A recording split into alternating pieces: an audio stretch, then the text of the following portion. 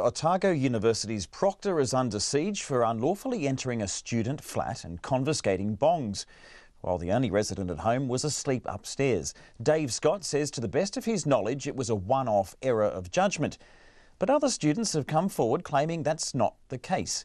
Our Otago Southland reporter Timothy Brown spoke to another student who says his flat experienced similar treatment earlier this year.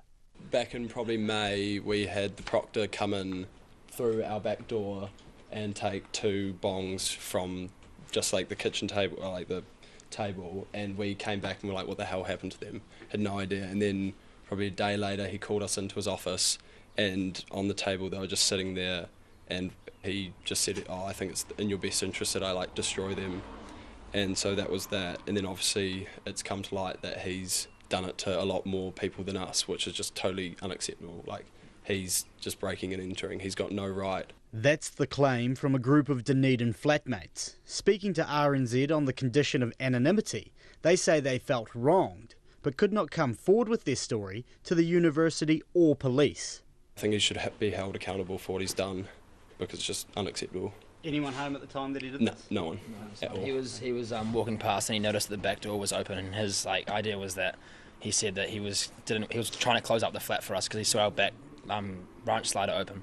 So he tried to close it, and then that was his excuse. The flatmates say they felt powerless in the situation, and it was an abuse of authority. We couldn't do anything because he'd just pin it on us having parties and stuff, so we don't want to get kicked out of uni, so we just tried to stay on the good side of him. It's in stark contrast to what Dave Scott, himself a former police officer, told media during a stand-up at the university this afternoon. So I guess I've been here in the role of proctor for 2.5 years. I've visited countless flats and dealt with countless students. To the best of my knowledge, I can't recall doing this at any other occasions. I can recall being in backyards of addresses where there've been bongs on picnic tables that I've seized. With the benefit of hindsight, that was wrong, and that's something that clearly I need to change my process. I'm human. I've made an error here, an error of judgment. Checkpoint pushed him on the matter and also questioned if anyone else in the proctor's office or Campus Watch have taken similar action. I haven't asked that question of them, but to the best of my knowledge, that hasn't occurred. Mr Scott says it was a decision taken by him, and he has never been given the authority to act in such a way by the Vice-Chancellor or any other senior staff within the university. He invited any others who have concerns about his actions in the past to come forward, but reiterated he does not recall any similar incidents. I want to be better at this job. I want to be better at what I do. So if that is the case, let them come forward. But I give an assurance that I have made a mistake on this occasion, and that mistake won't be repeated. So I do give an assurance of that. But the Otago University Students Association Recreation Officer, Josh Smythe, says he has heard of at least 5 concerning incidents. I've heard of 4 incidences where he's gone into flats and removed bongs, and then someone's mentioned to me another incident where he just entered their flat. So it seems like there's a somewhat pervasive pattern of behaviour. So when he's gone on and taken these bongs, have they been, the tenants have been away from their flats?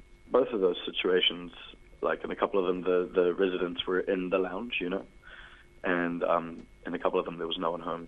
It is why Mr Smythe is organising a protest against the proctor's actions on Friday, and also why he's started an online petition calling for Mr Scott's resignation.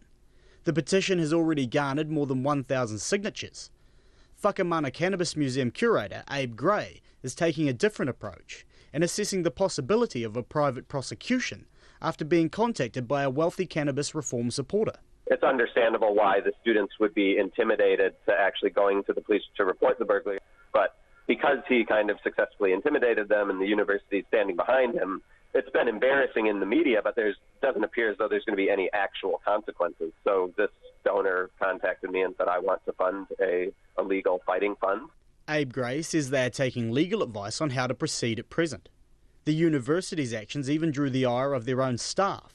Professor of Law Andrew Geddes says it's worrying the proctor believes good intentions justify breaking the law. It's clear that the proctor has acted in a way that is unlawful. He doesn't have the legal right to enter into property or take things, even if he thinks it's for a good reason.